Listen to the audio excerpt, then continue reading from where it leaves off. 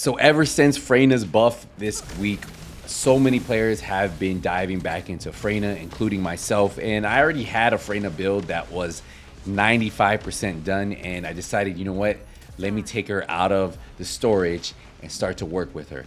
And I had decided, you know what? I'm not going to wait for Ultimate Freyna. So I decided to add 2 more catalysts in here, and then I'm gonna get Ultimate Freyna eventually, but I decided, you know what, I do want to have a really good mobbing Freyna build, so when the new content does go live, you know what, she'll be ready to go. So I decided to invest in her, and I think I just need 1 more module and then she will be complete, and I'll explain that module in a second.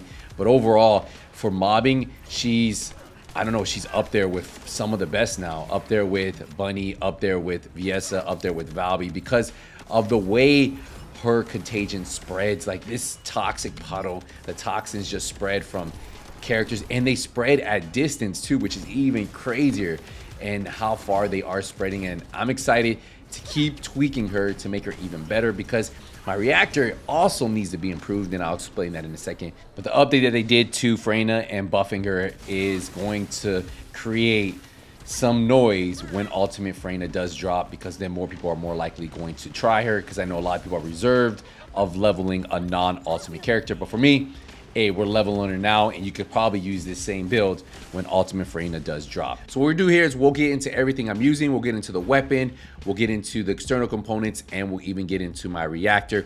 None of them are 100% perfect, and I'll explain in a second, but let's get into those right now. So we'll start off with our weapon.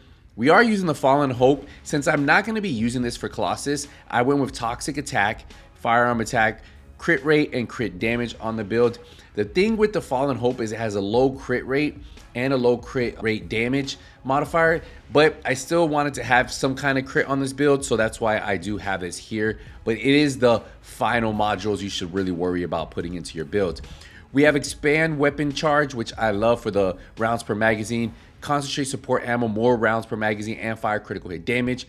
We have Action Reaction for firearm attack, recoil. We have the Rifle and Reinforcement. Fire rate up for that fire rate. We have Venom Injector. When defeating an enemy inflicted with poison, inflicts poison on other enemies within 8 meters. This is amazing. We have Toxic Enhancement. Adds toxic attack equal to 30% of the firearm attack.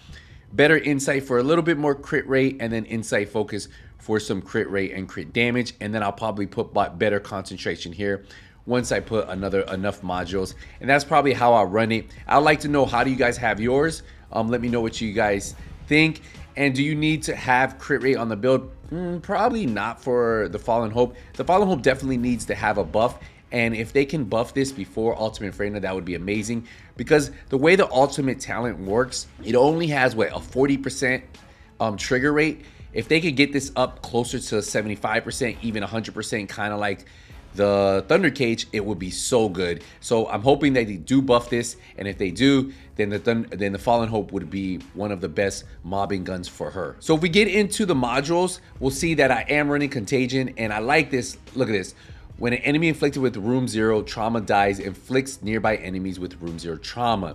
Now this helps with spreading that trauma way further, so that's why it's actually really good. So if you're trying to have bigger puddles that spread further, this is what you guys are gonna want to go with. Some people like running it without it. Some people like running different ones, like the Venom, where it's the footsteps that as you running across the floor, your footsteps are causing those toxic footprints.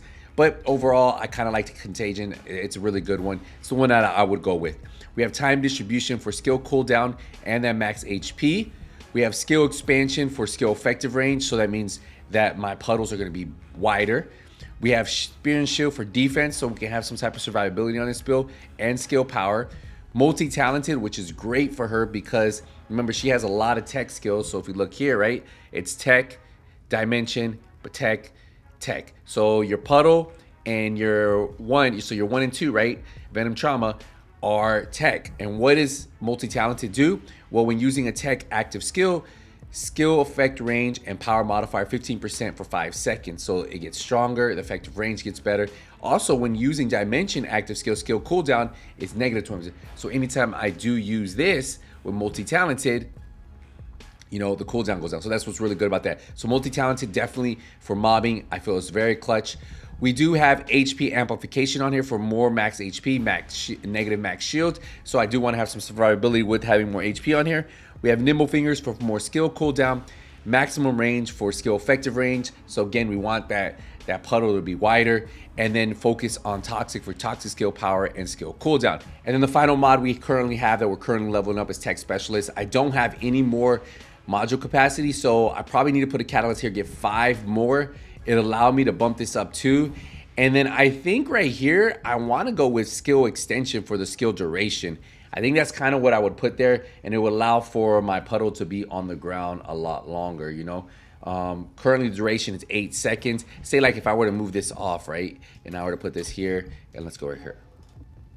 If I were just to add that duration, it would increase the duration that it's on the floor for 10.9 seconds and the venom soak for almost another 3 seconds.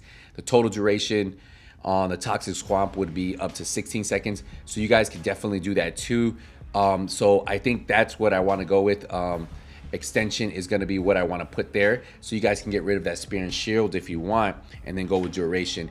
That is really up to you. You guys can play with that, but I do like having that extra defense and still having the skill power modifier on there. So duration will probably be what we end up putting here. That's going to be additional 36%. So I'll probably level this out, put it in there, and this will probably be my final mobbing build. So ideally, I would like to go with that skill extension. And then let's get into the reactor, right? So the reactor, we do have a Fallen Hope mounting because that's what gun I'm using.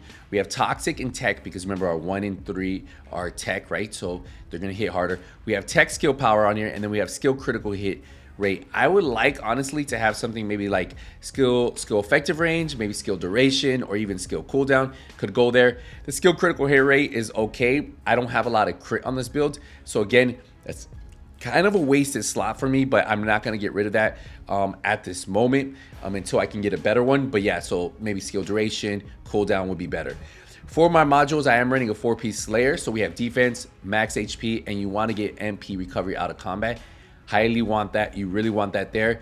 You also, on this set, you want MP recovery in combat. So you want max shield, max MP, and that shield recovery is the one I have. So, but yeah, you want MP recovery in combat would be great. And then here, max shield, MP recovery modifier, you want that. And the defense, you can see I have blue ones because I don't have any purple ones that are better. And then here, max HP, max shield, and shield recovery modifier is fine. Remember, the 4-piece is going to give you the general rounds capacity, rounds per magazine, and that skill power of 26%. So you're hitting a ton. So that's why this is absolutely a great set to run with her, especially if you guys are mobbing. It's kind of my go-to. But yeah, overall, again, you guys can run it just like this and then maybe put skill duration there. But that's the build. If you guys have any questions, let me know. She has been a pleasure to use. I plan on adding that last module, and then she'll probably be done there, and then I'll save all my other catalysts for Ultimate FREYNA, which comes out on October 10th. So again, the good thing about this is you guys can use this as a template for your ultimate your ultimate FREYNA build that comes out on October 10th, and you already have something to look forward to. You can start maxing out these modules if you don't have them. Maybe max out the Transcendent module or start farming it. But yeah, that's it right there. I'll see you guys in the next one. Nothing but skills out.